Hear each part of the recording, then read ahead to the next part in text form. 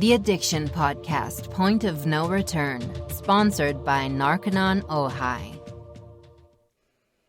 Hello, everyone. Welcome to the Addiction Podcast, Point of No Return. My name is Joni Siegel, and I'm your hostess for today's episode. And we will have an interview today, but before I get into that, I want to remind you to please subscribe to this podcast wherever you listen to podcasts. And if you can, give us a rating, a high rating. That would be great, because then more and more people will find us. Also, we have a YouTube channel now, and a lot of the interviews that we're doing, like the one today, are video as well as audio. So please check us out on YouTube, subscribe to our YouTube channel, and give us a thumbs up on the episodes that you watch. I also want to just give a little bit of a message. You know, this isn't going to go up until the beginning of May, this particular episode, and we're recording the last week in March. So we're right in the middle of the whole COVID-19 thing. And I want to just say that even though this COVID-19 pandemic is the talk of the town, it's at the front of everybody's minds, it's the big deal, you know, it's going to go away. And we're still going to have an addiction epidemic in this country and in other countries.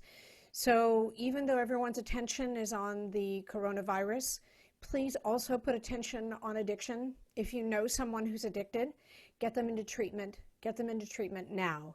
If you yourself are addicted, get into treatment and do it now. So today we're going to be talking to a gentleman named Robert Imbeault. He is a successful entrepreneur and a childhood sexual abuse survivor. Straddling the line between poor and destitute, Robert was raised by a single mother in a failing steel town. He's gone from sleeping on the street to building startups and even meeting the Queen. He's had an essay published in The Globe and Mail, those are British papers as far as I know, was profiled in Courage magazine for his work with the Cancer Foundation, and was a recipient of the 2010 Business Journal's 40 Under 40 award. Recently retired, Robert spends time writing, reading, and enjoying his family. We're going to talk to him today and get his story, but we're also going to talk about a book that he wrote called Before I Leave You. I don't want to give anything away. Let's talk to Robert Imbeault. So Rob Imbeault, I am saying it correct, Imbeault, thank you so much for being on the podcast today. I appreciate your willingness to share your story. Thank you so much for having me. Well, I know that sometimes, you know, the stories that you and my other interviewees share is not necessarily the most pleasant of stories, but I think that it helps people when they listen to hear the story and be able to, you know, have something that maybe rings true for them that they can then use to help themselves or help others. So That's why I think it's super valuable. Mm-hmm. So you have somewhat of a history of addiction. So tell me about your background. What was the road that led you up to addiction? I mean, I have to go way back. That's okay. And when I do tell this story, I've gotten into the habit. I had a great piece of advice from someone who told me to tell my story kind of backwards, like to remind people that I'm still here and I'm living my best life now with abundance of joy and just gratitude. So very, very happy right now. And I say that just because some of the past is dark. So I like to just introduce, because sometimes it's triggering. And I, as you well know, I'm sure. I guess born in the 70s in Montreal, Canada. And my mom left my dad. It was an abusive relationship in the first year. And she kind of kidnapped me, is the way I would put it. Just kind of took off during the day. And in doing so, she wasn't able to get any child support. So it left us pretty poor for, most of the childhood. And they say to use the word poor is when you miss meals. And we definitely missed meals and kind of survived on charity and family and friends for food at some of the darkest times. And mom had a pretty good hairstyle business that she started, but unfortunately it didn't work out, and she turned into alcohol, so became an alcoholic and was just in the party phase. I mean, you know, in both of my parents' defense, they were very young. They're in their very, very young 20s, and you know, when I think of myself in my 20s, anyways. Yeah, me too. I can relate to that in my 20s. Yeah, it's a good thing I didn't have children back then. Yeah, right.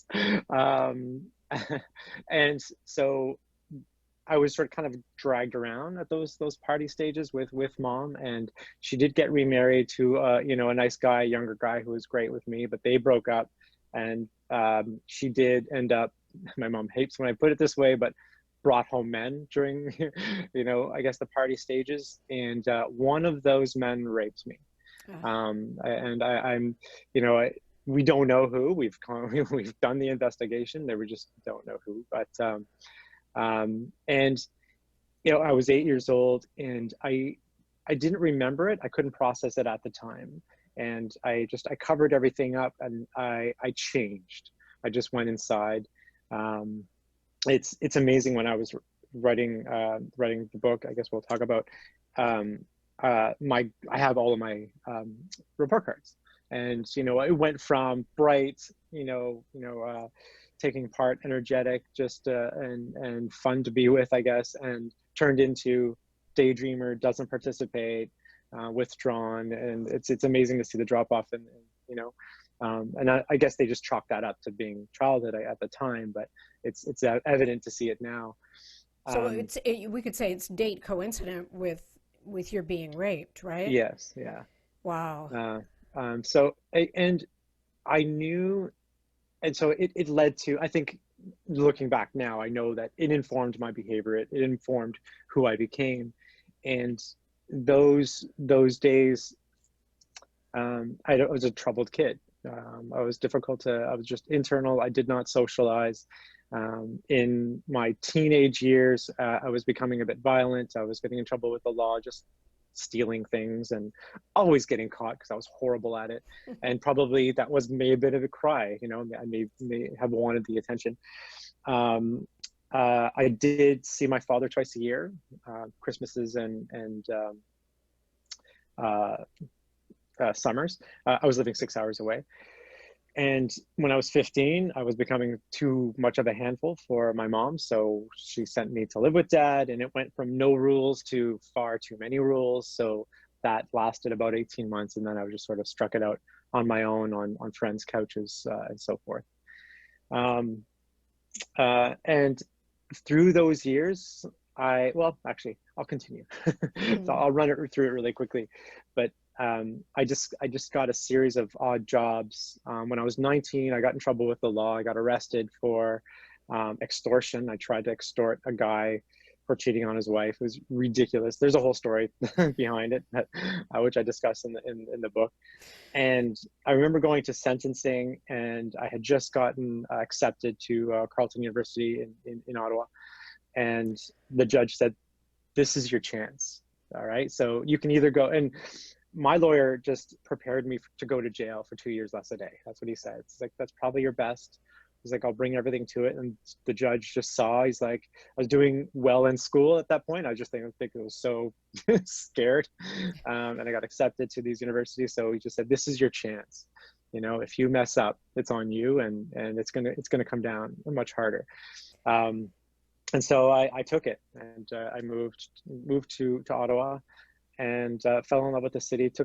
School didn't work out, but I got a lot of odd jobs. So I was working in cafes and retail, and though I was always good at the work, even at a young age, I would just bury myself in work. And my favorite job back then was working at Foot Locker.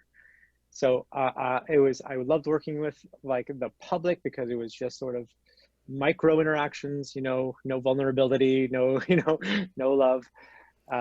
And I was successful at it. I led the country in sales in a relatively smaller city, and I wanted more. And I decided to go to school. So I was working at a cafe from 5 a.m. to 9 a.m., Foot Locker from 9 a.m. to 6 p.m. And busing across the city to go to school from 7 p.m. to 10 p.m. and just constantly working. And so you can realize how much time I had for relationships. Very, very. So I did have relationships, but they were awful and just and toxic, and because of me, not through fault of their own. It was all me. And I won a scholarship, an essay scholarship through an essay contest. I wrote an essay and I won a year scholarship to get a designation as a computer engineer. And I took it seriously, did really well, got hired, giving my whole life really quickly. And I got hired as a teacher, did that for a year. Then I got hired as an engineer, and in a very small company. I mean, the entire staff was me. And we grew a little bit, and then I took the company over. I just sort of went in massive credit card debt, thinking I could do better. And I did. I took it over and I grew it into a successful lifestyle business. A few years later, I took on a partner, and we founded a company that became really big, which is the company I retired from 2 years ago. And through all of those years, I knew something happened in that room. I didn't know what, but I knew it was something wrong too. And I when in relationships with women, I'd suddenly like cry or freak out, and either like just lying in bed or watching movies and stuff, I would just get triggered, and I don't know why. And more often than not, like my longer term girlfriends were all like, we have to figure this out. There's something going on. And Right. I refused, and I didn't want to look. But, and I say all that just because I know that now that work was my addiction of the time. It was very much, I don't want to glamorize it. I was successful, but I was horribly unhappy. And in the early stages of building this big company, very successful. I had gotten married, I had the cars and the house and all the stuff. I was just reading in bed, and the memory came back. Something triggered me, something in the book that I was reading triggered me. And it went from a blurry photograph to a full-length, high-definition 4K movie.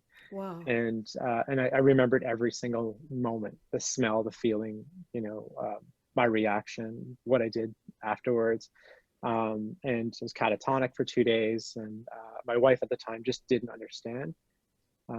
So that sent me the other way. I didn't mention I didn't drink. I didn't do drugs. I worked. You were a workaholic. I was a workaholic, Right. and I saw what alcohol did to my mom and dad, and I just didn't want any part of it. So I was definitely anti. I was anti, even in my 20s, no weed, nothing. Like I was a straight edge guy, and I just was obsessed with the work, thinking work hard, money, happiness. That's all an equivalent equation, and clearly not. And so yeah, when I saw that, I just wanted to die. And I left my wife, who we tried to be amicable, and she wanted to try to work it out, and I just decided to die. And I wanted to do it in the most leaving Las Vegas style ever. So I wanted to spend all my money. I did have some attempts, but I wanted to just go out. And that's when I started to write my secret goodbye, which became this book. And that book is Before I Leave You. Yes. Yeah. Okay. Yeah. I started to write just a secret goodbye to the people I love, kind of an explanation, because nobody knew. And I refused to go to therapy. And in writing, I found solace. I found therapy. So it was a way of being vulnerable without being vulnerable. Right. So like the pages knew my words, and the words knew my feeling, and that's the extent of it. Right. But so you turned to alcohol and drugs as a reaction to remembering this. Is that what occurred? That's exactly what happened. So okay. I just started going out. We sold everything. I bought a penthouse downtown. I got friends with the club owners. I started going. Well, actually, I think it was 2 weeks after this happened, I was invited to go to Las Vegas, and being not interested in partying, I wasn't interested in going, but I introduced the groom and bride, and it was like a bachelor party. And one of those nights out, they just knew how to do all this stuff. There's like bottle service, and you're surrounded by all these beautiful women and all these drugs and all this alcohol. And someone gave me ecstasy, and wow, life is great. Life is actually awesome. I'm going to do this. And then the subsequent come down and hating yourself for doing it, and which makes it even worse. And that just like, it really started the whole downfall. Like I wanted to, instead of looking inward and instead of facing anything, I just wanted to be drunk or high all the time. Right. Mm-hmm. And so how long, what other drugs did you do besides ecstasy? Cocaine and speed. Speed goes hand in hand with ecstasy. Sometimes you get tired, and like you want to party for more than one night in a row. You would just continue. Right. And we would do 3 or 4 night bender, just more cocaine, just more speed. I didn't like cocaine that much, because I found it sobered me up and I wanted to be high. But a lot of that. And for how long did this go on? It lasted about 4 years. Okay. A little over 4 years.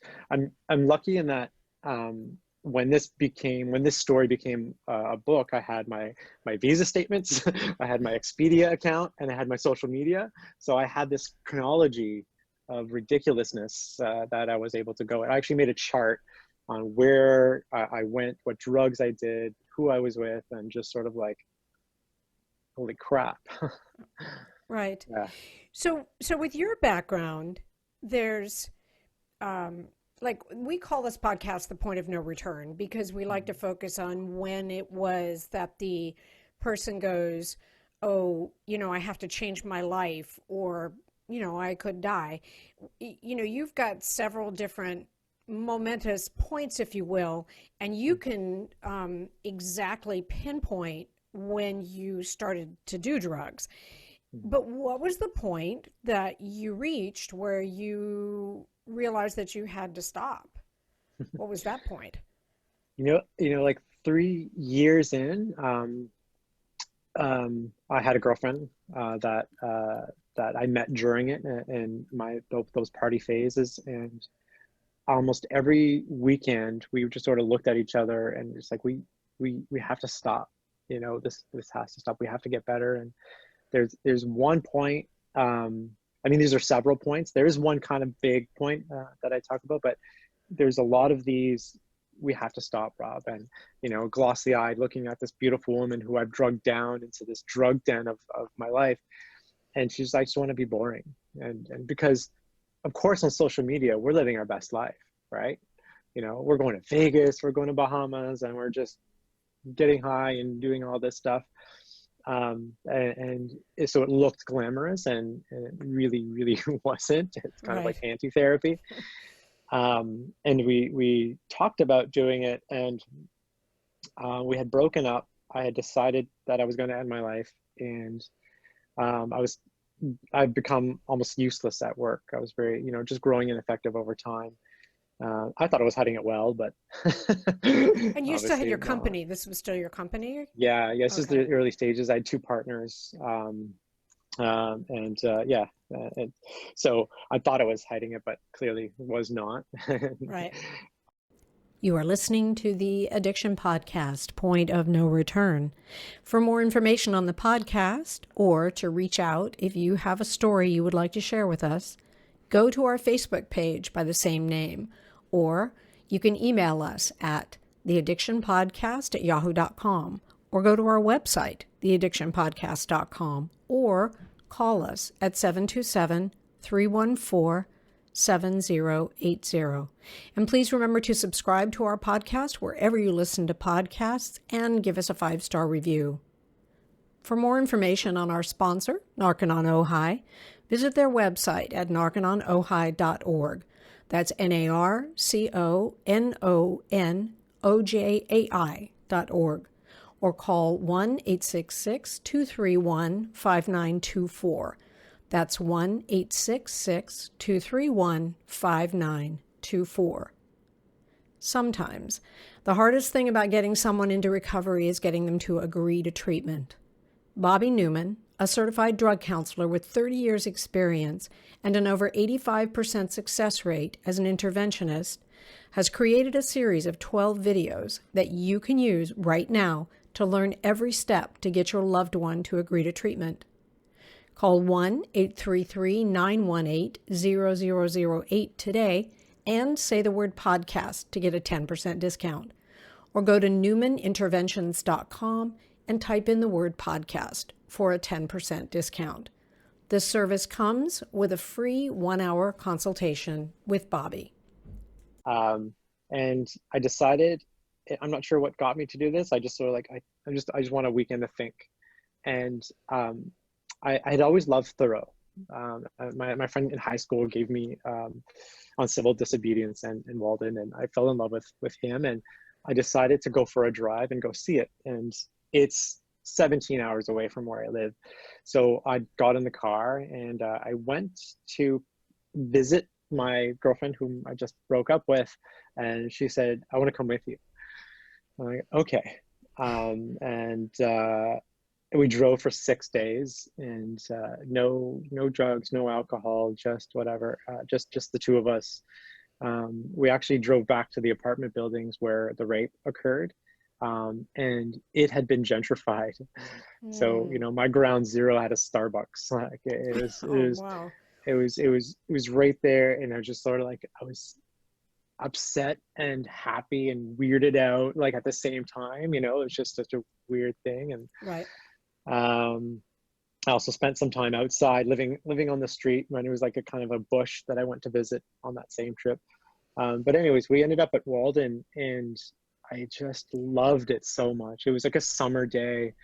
We managed to get in. I didn't know that it was such a popular destination. But and we swam in the pond, and I just sort of I don't want to die, and I it's one of the catalysts. I just sort of like, I'm going to try to get better, and it was just for me. I'm like, I'm clearly not doing this.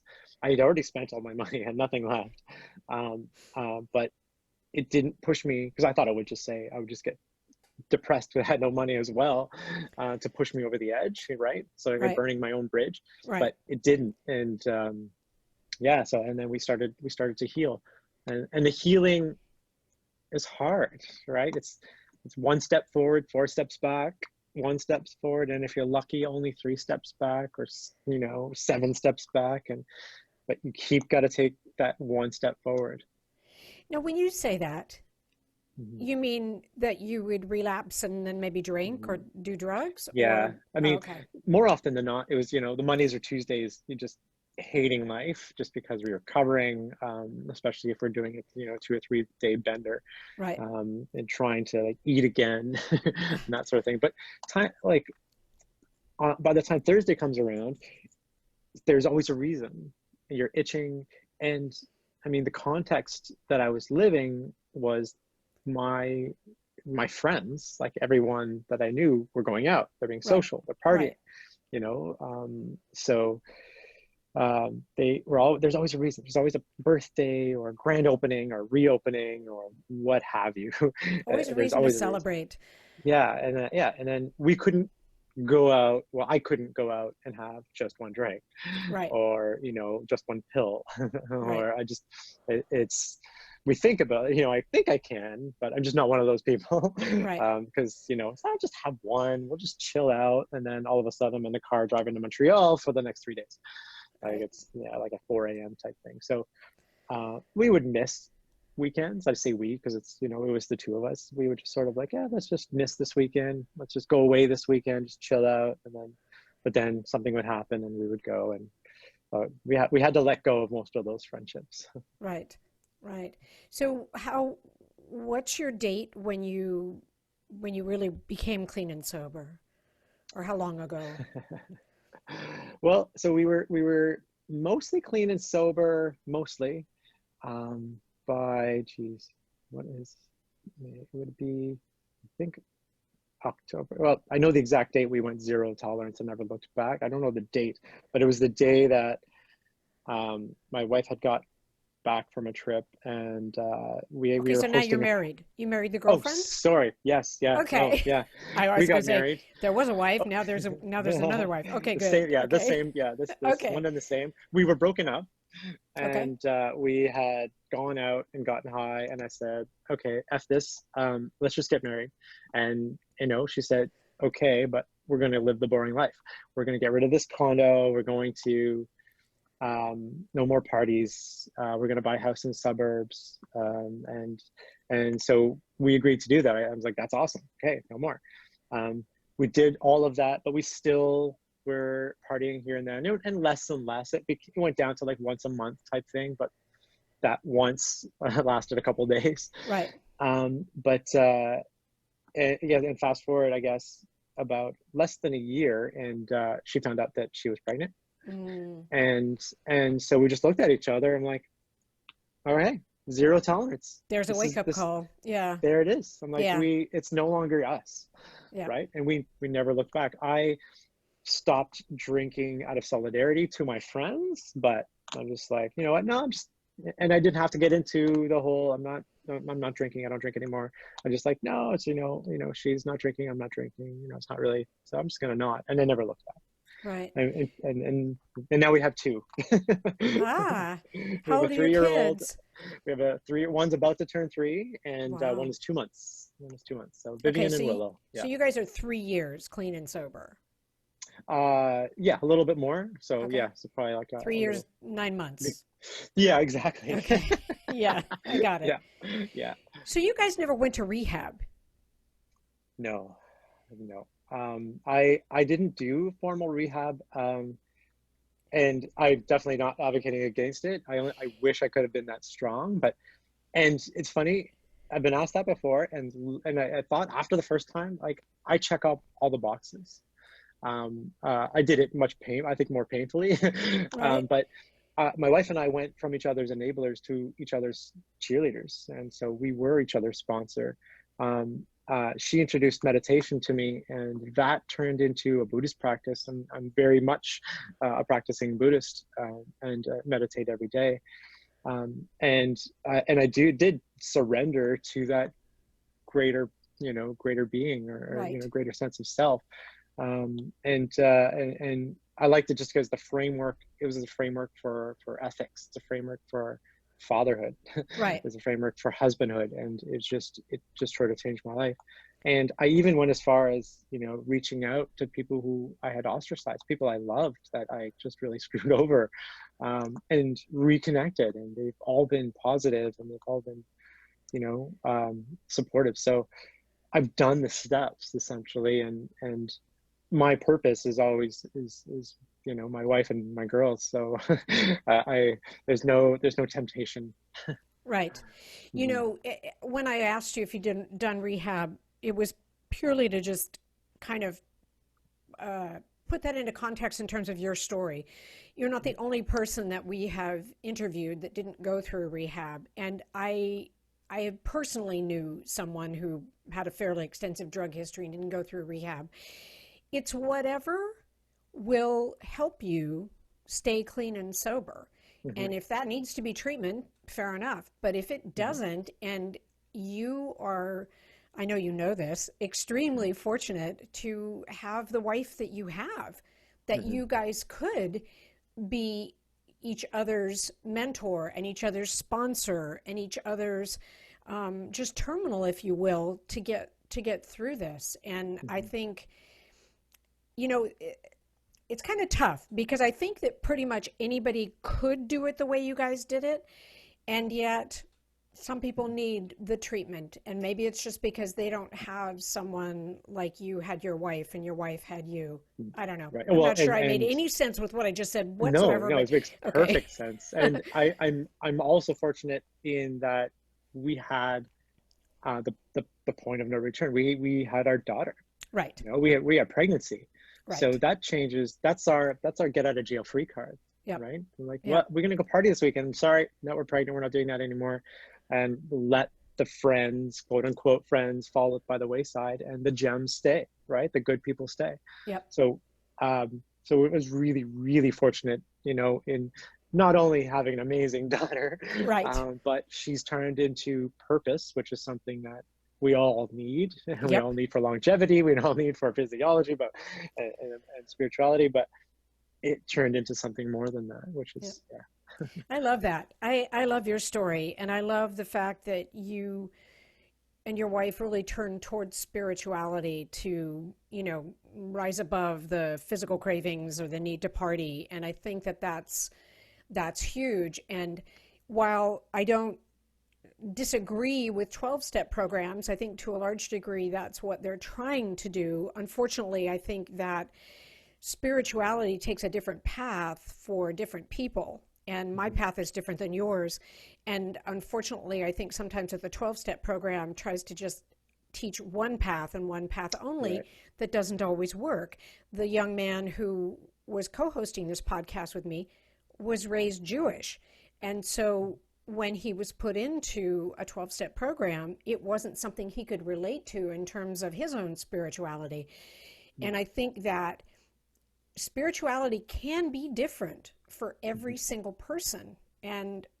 But if you embrace it, I think you're going to maybe take a different look at abusing alcohol or drugs, I think. Right. No, I think it has to be. I think spirituality is unique, even within the same faith. Yep. We see that. Yep. We see that with all faiths. So yeah, I thought there was a secular 12-step, or is that completely separate? I I know honestly don't I know the steps know. are very God. Yeah, my understanding of 12-step is that it's fairly Christian based. Now, people may disagree with me when we post this podcast, but that's been my understanding, because Right. part of the fundamental of the 12 steps, I believe, is a very strong belief in God. And God is different to different people, Right. Yeah, for sure. and sometimes people don't agree with that, but Right. that's the truth. And So I guess it would have to be the membership, right? The yeah, group that you're like because if there are pressures there, that's where those, I guess judgments come into play. Because I read Russell Brand's book, and he's, he treats God as, or whatever you want to say. It's just giving yourself up to something greater than yourself. So that would be tough to sit in a room with where everyone else is going, I'm also going to church, and this is the the parish that we go to, and you're sitting there going, well, I'm not yeah, just because you're trying to get sober at the same time, and to redefine the same term which constantly comes up would be really challenging. exactly. What I do think is very valid about the 12-step programs is there is a structure there. There are the 12 steps, and also there's a support group. Do you know? Yeah. Like I say, you and Yeah. your wife could support each other, but I think it's difficult when someone has no sort of support group, or the people that they think are their support group are really the enablers. And Yeah. then it becomes hard. So tell us about how people can get your book. Where's your book available? So it's on, I guess, the major retailers online: Amazon, Barnes and Noble, Goodreads. Okay. Yeah, that's pretty much there. But you have more than one, or just the No, one? just the one. Okay, Yeah, good. And it's called Before I Leave You. yeah. And the author is Robert Imbeault, and that is spelled Imbeault. And you can get it on Amazon. And before we leave, I always ask the people that I interview, well, two things. We already talked about the point of no return. We covered that. But I kind of like to ask if you had one message to give to our listeners. I think that our listeners some are loved ones of people who are addicted, and I think some are addicted, and I think some are recovered. And yeah, just what message would you want to give them? It's an important point, actually. The book, I hope, can help the people who are suffering, and can help loved ones who fear that they have loved ones that are suffering. The greatest piece of advice I've ever gotten is to love yourself as you would the person you love most. So if I think of my daughter, and she's, she spills some milk in the kitchen, and or she drops a glass. I'm like, okay, are you okay? okay, let's make sure, don't move. We're going to pick you up. Okay. Okay, you're safe. You're good. I love you. I'll pick this up. If I drop a glass of milk, oh, you effing idiot. What are you doing? You're so stupid. Like, what? Why would I treat myself? Why would that inner dialogue happen? I should be, and I practice this as much as I can, catch myself when I do, is approach, myself with compassion. And just, in a greater context, I hated who I had become because of the addiction, right? Even though the addiction comes back from a trauma, which may not been, which wasn't my fault, I ostracized myself. I hated myself for what I'd become, and I was like, oh man. So that's one of my greatest, I think, pieces of advice that I've ever received. I think that's a great piece of advice. I mean, however it's said, you have to love yourself first and foremost. Yeah, and right. That's the most important thing. Rob, thank you so much for spending the time with us today and telling your story. And, you have had a lot to confront in your life. And and you've come through it, and you're out the other side. And, well done you. Well, thank you. Thank you so much for having me on. Thank you so much for joining us today. I hope you got something out of the interview with Rob Imbeault.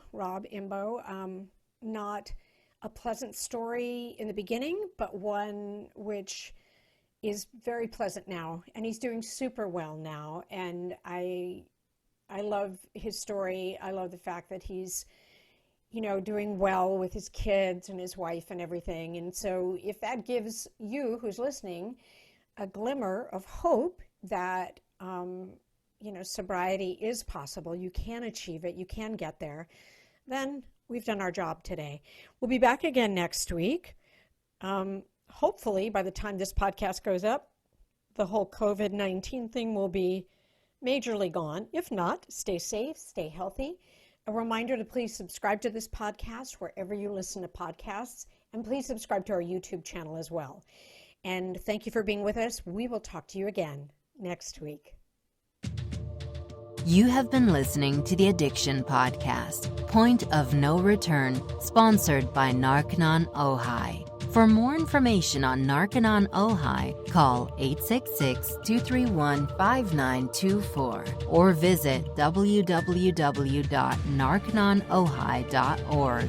Narconon is a non-12-step rehabilitation program based on the works of L. Ron Hubbard.